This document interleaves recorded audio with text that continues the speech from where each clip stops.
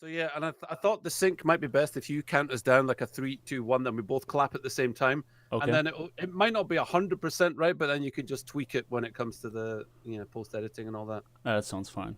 All right. So 3, 2. Oh wait, shit! No wait, I have to start the recording again. Wait.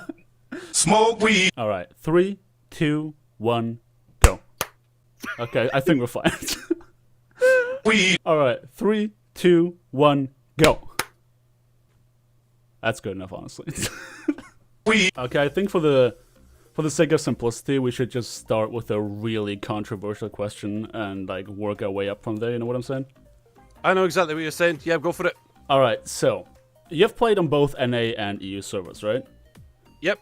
What do you think? Which one, on average, is more toxic? I would say, before I answer this question, some clarity. I haven't played as much on NA as I have on EU because my ping started to jump up to like 300 or so. But whilst I was in NA, first of all, I found more people were in voice in general, and people were more interested in the common goal, which would be to get the payload across the line or whatever. And they would talk about doing those things more than blaming other people. That was the general rule of thumb. I would say very rarely did someone throw their toys out the pram and throw a hissy fit and say, you should have done this. I can't believe you didn't do that, you know. But in EU, every single game, there would be a problem. And that problem would be someone isn't in the voice chat or 2 or 3 people aren't in the voice chat. And those that are, if they're French, then there's a very high chance that they will be toxic. And this is from experience as opposed to how I feel about the French people. It just was that way. Bear in mind, I play later at night. So, you know, people's attitudes, they've had a long day. Perhaps they're tired. That's fair enough. But generally, Europeans, the language barrier as well, seems to be that the only English that some people know is fuck your mother, shove this up your arsehole, you know, you're a piece of shite. That tends to be the English that people resort to when things aren't going their way. So for me, even though I would probably say I've less than 10 hours played on NA, it was an experience that I would describe as much more pleasant than EU. How about you? I find that very interesting because I think we both of us bring like very different mentalities while having pretty much a very similar goal. Because I played probably like 50 to 100 hours on NA, and I'm a very convenience-oriented person, you know. If there's like toxicity doesn't bother me that much, what really bothers me is stupidity. So what I noticed on EU is that exactly what you said, people resort to cursing and insulting very quickly, but that never bothered me. Like I would literally just not think about that and not even recognize it or acknowledge it to any capacity. But on NA, people would just discuss everything, like they wouldn't shut up, and that I found way worse than like blatant toxicity, because half the time people were just plain wrong about what they were saying, and that really bugged me. So it bugs you that people talk about what they want to achieve more than someone saying, you're a bag of shite, change that hero right now. Yeah, exactly. Right, okay, well, first of all, fuck you, and there must be something wrong with you. But secondly, I know what you're talking about in the way that if you all start chatting too much about what needs done, then nothing gets done as well. I get that. And also, if you think about the influence of the Overwatch League and the World Cup and all that, everyone's watching that. When I say everyone, not me, I hate it. But everyone who enjoys watching the game played at its highest level, they try and recreate that into the solo queue or into duo queue. I think that's a source of toxicity as well, by the way. I think the way that people have seen the game played at a higher level and then tried to somehow implement Jonax, whatever his name is, his Zenyatta sort of kill sprees and all the rest of it. And yeah, the sick fluidity that goes into a lot of those teams. I think because that isn't happening in the way that people have viewed it, this becomes a problem as well. So I think that people need to recognize that the Overwatch League and World Cup are sort of completely different games that you will see from the ones that you play solo queue anyway. I think that's a massive source of toxicity is simply disagreement because nobody can agree on like what is the objectively right way to play Overwatch. We have Overwatch League telling us one thing, we have YouTube content creators telling us another thing, pro players on stream, just regular streamers on stream who tell us how to play the game, and then we obviously have our own idea of like what worked and didn't work according to our own experience. But the game itself never goes out of its way to tell us, look, this is the objective truth. You always have to try and play for the objective, or sometimes it makes more sense to win a team fight and then reconvene on the objective.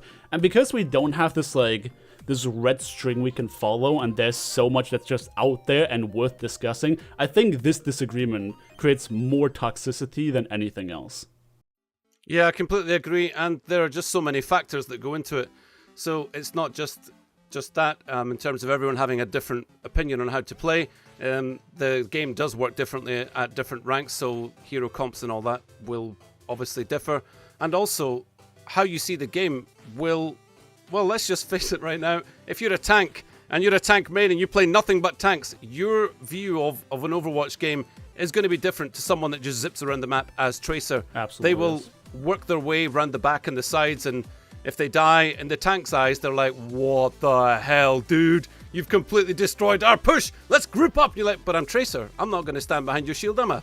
You know, so I think a tank main who does nothing else but play those heroes is going to have a fixed view that is very difficult to understand someone else's POV. And worse than that, I think that anyone at any different point on the map is going to see a different version of the game that's in front of them. And that's actually something I think will hopefully improve if this World Cup viewer becomes into the live servers as well.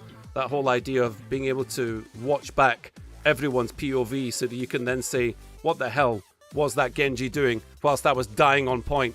And then you could see, oh, actually he was getting staggered, or there was this, that and the other, you know, from previous fights. And I think that should hopefully help. But I think the POV and what people see in terms of how many different versions of the game is going on at the same time creates a massive argument, because then it comes down to, well, I'm right because I can see this and you didn't see what was happening to me. Therefore, the enemy Reaper is the problem and you need to stop playing Winston right now, you know. It's just because, you know, of they see maybe the Winston die once in the kill feed to the Reaper because he was already low. Has nothing to do with being countered. It's just because of one bit of information.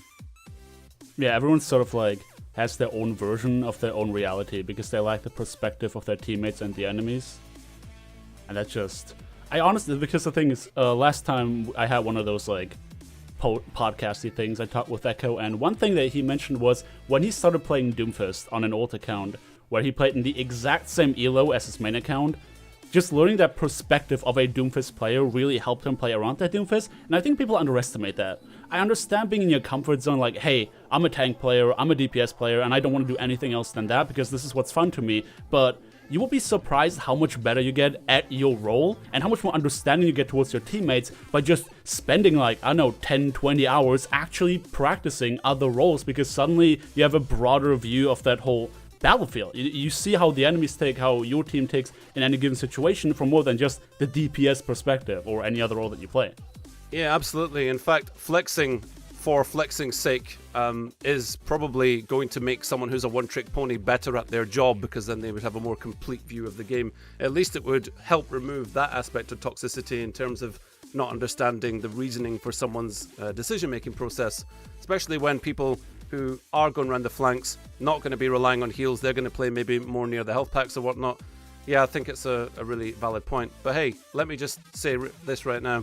I think the reason the game has become so toxic is because Jeff hasn't added one option to the game, and that is disable all the voice interactions that are emotes, or Reinhardt saying he'd like to climb under the electric blanket with Anna, or being able to say a voice line that lasts longer than 3 seconds and you can spam it 4 fucking times. You got Widowmaker saying stuff like, step into my parlor, said the spider to the fly, and Winston's laugh, and Junkrat's bring. I know that doesn't last 3 or 4 seconds. And any of the diarrhea that spills out a diva's mouth, that all needs to be something you can disable in the game. That would, honestly, if I was still in voice chat, this is a good time for me to say I don't enter voice chat anymore, but if I was still in voice chat, these are the things that I think would make me very, very angry.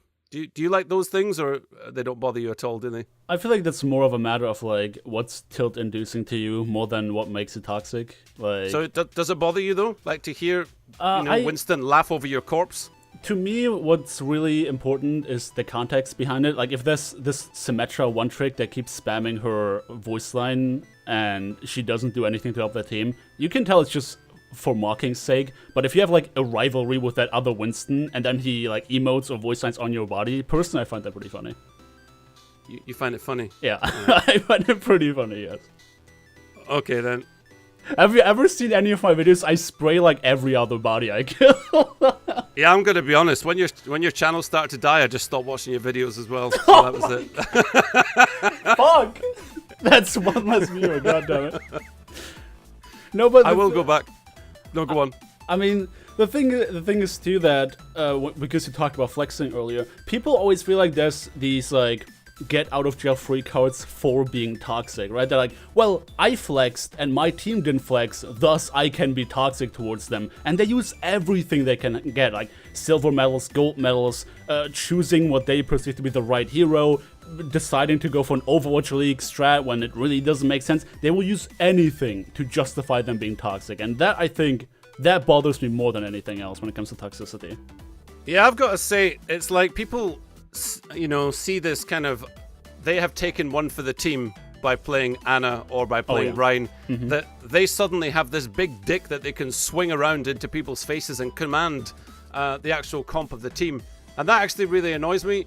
And also, it's like, for the fact that, let's just say, that for whatever reason, that this player who is going to take one for the team decides that dive is the only way to win this match by the round or whatever, and they take Winston, and if people don't fall into line and take Lucio and Genji, and people are throwing because they're taking other heroes that they don't perceive as optimal, because they are, what they perceive as doing the right thing for the team, they can actually just throw the game by doing that, because A, they're making their team feel worse by speaking to them like that, and B, they've already lost themselves inside their head because people haven't fallen into line, if you like, because they're trying to become the shepherd of the losing team, and they're throwing because they're not doing what I'm telling them is the best, because I know what's best. Winston's what we need. And the sheer audacity to talk and think like that is, it is beyond me. But I understand everyone has bad days, everyone has, bad games, and then has those games where, you run into 4 support mains, or you run into a game where there's 5 DPS insta-lock before you can even do anything. So by the time you go into the game after that, you haven't taken a break, and you don't see something, that could at least pave the way for a victory. I understand that people will be upset. It's just the fact that it still doesn't make it acceptable. People can walk into games with losing mindsets based on previous experiences, which I think is another problem. That's absolutely a massive problem. They take the grudge from the previous match into the next one, and especially the people who flex are like, well, I tried to flex like 5 games in a row, nobody listened to me, so now I do whatever I want. And this is like the tipping point, where rather than just talking to the team or finding a compromise, everyone thinks their elo is half of what it should be, and thus everyone thinks they are the shepherd, the chosen one who's supposed to carry their team by commanding this and that comp, without taking into consideration if they can play those heroes comfortably, if they can play that comp or that playstyle comfortably, rather than just letting everyone play their mains, what they're best at, and just see how it goes, Absolutely. Actually, while you were talking, that popped into my head. You can edit that out. While you were talking, that popped into my head that the idea of career profiles has always been sort of weighing heavily on my mind in terms of whether or not I think it was ever a good decision for the game. On the one hand, when you've got someone that has been forced, especially early on in a new season, to keep playing support, all of a sudden your profile says, this season you're a support main, you must love Lucio, you must love Mercy, and you're like, no dude, I'm a DPS flex, but this is what I've been forced to do, unfortunately.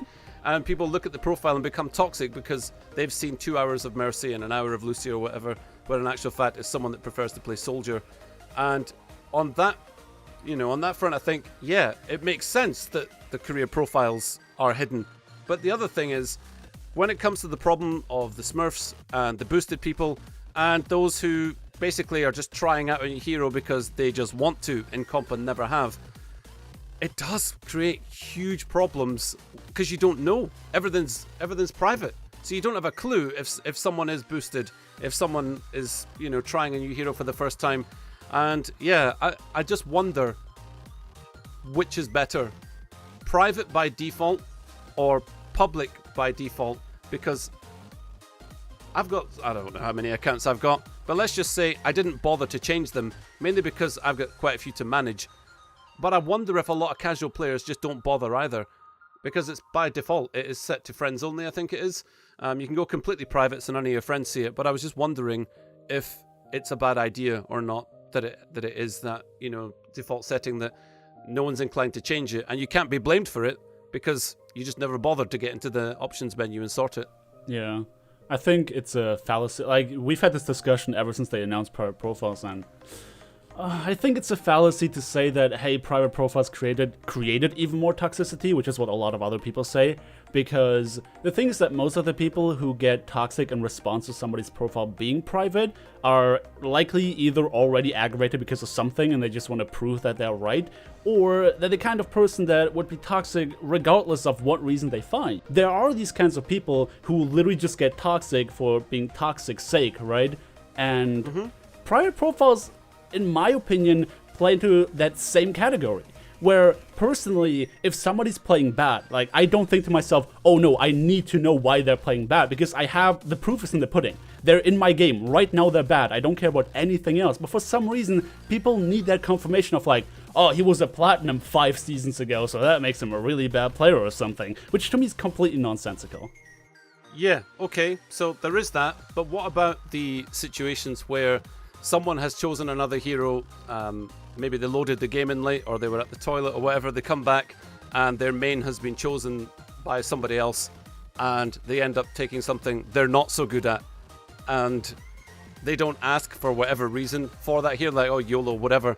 But if you want to maximize your chances of winning, having them on their main, they might have a 70% win rate on their main for all you know, that information is actually kind of helpful from that point of view. And it's just that when you don't have that information, people can become toxic. Even though you said people have a disposition or not, I still believe people have tipping points depending on how good or bad their games have gone. I think it's still a factor that having information about what someone plays is also for the benefit. And you could then retort back, or rebuttal back even, and say that they should just pipe up if they want their main. But a lot of people don't. I know I don't. If someone takes Rhine from me or Orisa from me, I'm never going to ask them for it because I think, holy hell, they probably really need that hero. I will muddle through and do what needs to be done. So I just think it's more complicated than toxic people will be toxic. I think that the private profile thing can create issues, if that makes any sense. But I look think at us. We've got devil's advocate here. You got a point of view. I don't like it. I think that's good. I think that's good because last time Echo and I, we just kind of agreed on a lot of things. I mean, the thing is that in that scenario that you just described, it's in the fault of the player in itself by not saying anything. And I mean, sure, you can make the argument of like, well, some people don't like using their microphones or they don't want to chat, but those people are bad teammates in general if they don't want to even like bother chatting. And these assumptions are really what creates more toxicity than anything else, because sure, you lack information, but you kind of always do. You only have the slates of like, hey, how many hours did they play, but you don't have the context of, do they even enjoy playing that? Do they want to play this right now? Their 70% win rate soldier might have a 10% win rate on Anubis, for example. And players make these assumptions very, very quickly, where just based on this like very superficial information. My hope was that when private profiles were introduced, that this would force people to start talking to each other more, because there was no other way of obtaining that information. But rather than actually starting to talk more, they just assumed more. And they never went out of their way to, as you said, because if somebody takes your Orisa or your Reinhardt, you assume they need it more than you, when maybe they just thought, hey, I'm gonna just take one for the team or something. So this is really the fault of the players not communicating that. Yeah, maybe. But if they take it straight away, I don't know what it is. I suppose it comes down to personality type and whether or not you want to feel like you're a nuisance or not, or, you know, I guess how much discussion is had about hero picks and all the rest of it. To me, I just wouldn't do it. I would rather just flex around and take what people have and make the comp work from there. So for you to tell me at fault, I would say go fuck yourself. I'm not going to actually comply with the idea that I need to talk more and I need to say, actually I'm an Orisa main or I'm a Reinhardt main. Please can I have my hero? I'm more thinking from the point of view of when people are not performing as well as say you would on that same role. I like the idea of information, but I don't think that the private profile issue is the overarching reason why the game has become so toxic. I think that part of it is the amount of time the game has been out, and with that amount of time has come with it impatience for tomfoolery and messing around and not creating what is proven to work. And there are meta whores as well, and they're very difficult to reason with because everyone knows what works, but you've always got people in the team who are not down with that. And yeah, I think that all of these things combined that we've talked about so far create a scene, if you like, of issues.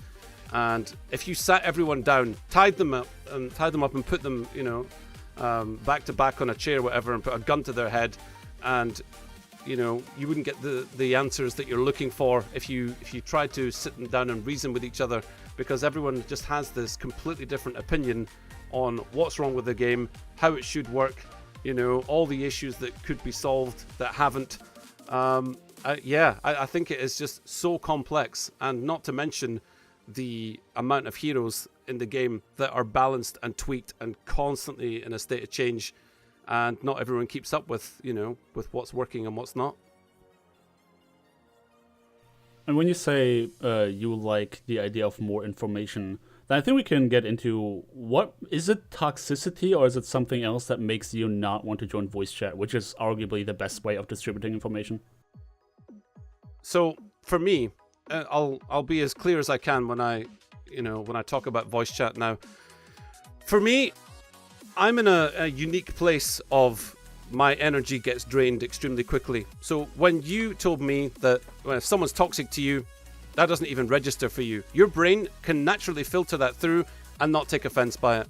20% of the population of the world is classed as highly sensitive. And I'm not talking about snowflakes, but I'm talking about people who are extremely aware of their own actions and other people's. But of that 20%, some people take, emotional strain and just don't enjoy conflict. And I'm a very, very, as you probably can tell, I'm very sure of myself and I'm very confident and I'm not afraid to tell someone to go fuck themselves.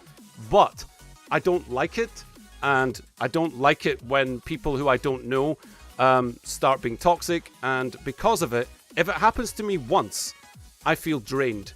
And I also feel like the enjoyment from my game is done. And there's nothing that anyone can say, like get a thick skin or, just mute them immediately. It gets to me. And because it gets to me, there's no way I'm going to continue going into voice chat like that. But I feel like I have reached that point after a period of time spent playing the game. And I've realized that I know I'm not going to be able to climb as high as I could before by being out of voice chat and missing information. I made a video about it not too long ago talking about, how I've dropped 600 SR in the last 2 seasons. And part of that is because I just feel like I'm just not getting and giving information. But every time I get one of those games that make me feel like I need to stop for the day, it happened far too often. It was happening nearly every game. Someone would argue with another individual, or they would just call me out and say Orisa's the worst hero for 2 CP. She's only good on defense, blah, blah, blah. And yeah, it's I guess it is just more like you can't expect everyone to behave in the same way. And if there are lots of toxic encounters, then people are going to be apprehensive, to enter voice chat in the first place. Does that kind of make sense? Yeah, absolutely. I mean, at the end of the day, I don't think there is any excuse for us to get toxic in the game. Like, there's there's really no scenario I can think of that warrants us being rude to each other to an extent where we feel like genuinely uncomfortable. And even if you just say like fucking switch off of your hero, even that I think is very counterproductive to your goal if you want to try to get somebody to switch off their hero. Because like the first reaction that people usually have to that kind of a call out is they're gonna be defensive about it. They're not gonna want to listen to you if you right from the get-go sound like a dick. And it comes back to this shepherd's behavior again. Even if you are like sounding nice the first 5 times you ask somebody to switch, you still ask somebody 5 times to switch thinking you know better than them. And that's not gonna make them want to listen to you. And no matter what happens, I think we should always try to be as respectful to each other as possible. And if you have nothing good to say, essentially just don't say anything. Like usually when I play Overwatch, I really didn't talk much at all other than doing callouts. But funnily enough, you'd think that based on this conversation, I'm actually in voice chat all the time because I really don't care. But I haven't. I have not been joining voice chat ever since I stopped caring about competitive play. Like last time I really pushed my rating was in like season 4, and then I gave it a shot for a few seasons, and I can't get the spark back. I can't force myself to care about competitive play, so to speak. So to everyone who ever encountered me on my platinum/low diamond DPS account, and you had this like Genji Widow player that didn't want to get off of Genji Widow and didn't join voice chat, I'm sorry about that, but reality is just that competitive play as a game mode offers more cohesion even without voice chat, because usually everyone's more on the same page about wanting to achieve victory, even if they take different paths trying to do it, right? Like somebody maybe wants to play Orisa on 2CP because they have good experience doing it and they know how to make it work. Other people might want to do some Overwatch League strats, and some other people just want to practice their heroes, and that's kind of the boat I am in. And I don't think it's the right behavior. I don't think I'm in the right doing that, but I do it regardless, and that's a lot of players. Simply because there's nothing the game does that incentivizes us not to do it. Nothing incentivizes us switching heroes. Nothing incentivizes us really being nice to each other other than fearing punishment. But then again, we live in this culture in Overwatch specifically where everyone wants to be, I don't know, just treated so nicely to an extent where even cursing a single time already makes them report you. And we have these sides just clash all the time, just nobody can agree to anything.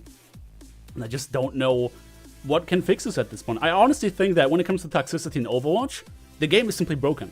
The game is too big to be able to fix that issue. Yeah, dude. Yeah, I completely agree. I think at this point, the levels of toxicity are unpredictable, and I've been getting emails and seeing gameplay footage from people that have sent stuff to me who they seem genuinely surprised when they have nice people in their team. That's like, this is so wait a minute, what has happened to our game right now? Where like, wow, you made some callouts and you complimented me on my play. It's like, thanks. I was like so friendships formed in Overwatch seem to be a much lesser thing. And sort of tailing on from that, LFG I think has been one of the worst things for the game in the fact that everyone has been joining it expecting, again, good comps, good communications, and everyone's gonna come together. But it still seems that, again, if you tied people down and asked them questions about what they thought was best for this game, you won't get people to agree on what is best. And you've probably seen it yourself. You walk into a game, you're solo queuing, and you see a 6-stack, and you think, uh-oh, I'm going to get wrecked. But no, a lot of the time now, 6-stacks get destroyed, and then just as you see the defeat screen for them, or a victory for you, actually, you see that 6-stack disband one by one. They're all sort of starting to leave. You're like, yes, LFG worked out well for you, didn't it? And I think in general, the concept of getting people who can look for a group and get at least a 2-2-2 if that's what they want is fantastic, but we still have fundamental issues in how people see the game, how they approach it, and personalities are just different across the board. So something like voice chat is the most unpredictable part of the game, and I've actually been musing over the idea, should there be like a competitive mode where there is no voice chat? You get your ranks, but there's no voice, no text, no nothing. It's just hardcore, shut your mouth, and just get on with it. Actual and then you no can have UI another gameplay. There you go. That and get rid of the fucking voice lines in there. Then we're sorted. Exactly. We got the perfect game. We just theory crafted the perfect video game. That's it. That's it. And there's something, by the way, I've always been wondering. This isn't related to Toxicity, but how does Genji procreate? Because there's a voice line in the game where he buys Mercy's chocolates, so he does want to, he wants to get in there. He wants some vagine. And let's say they hook up. Does he have a bionic dick? How does he get out of his suit? This is a more important question. This is a much more important question than the toxicity in Overwatch. I would be very surprised if there wasn't attachments for his body. The man has been enhanced. He's got a telescopic version. And, yeah. You see, children are not the problem. It's just how you get there, Yeah, I'm going to be honest. I just threw that last bit in to see if I can get your channel demonetized. Oh, fuck me. It's already dying, Rag. Stop shooting it. That's all right. By the power of editing, you can just get rid of that last question and say, thank you for joining me today, RagTagg, on this issue of Toxicity. Bionic dick, bionic cock. Oh my god. Alright, I guess on that note, it's going to be really interesting to see what people think about this. I do like that we have these contrary opinions on a lot of these things, because it shows like the people who just really want to win and they'll do it by any means possible and they really don't care about toxicity, and the people who just get drained, which I can definitely see. I get drained by all sorts of things as well. I can imagine what it feels like just dealing with that game after game and not wanting to take that risk even, just for the sake of you still enjoying the game, because it's a game at the end of the day. So I'm curious to see what the people say about that in the comment section. Absolutely. But let's face it, the contrary opinion thing, I mean, if I agreed with you, then we'd both be wrong. So, Oh, fuck. Dude, you can't just call me out like that. Come on, bro. Well, it's been a pleasure having you here, dude. It's been amazing. I had a really fun time. Cool. Till the next time.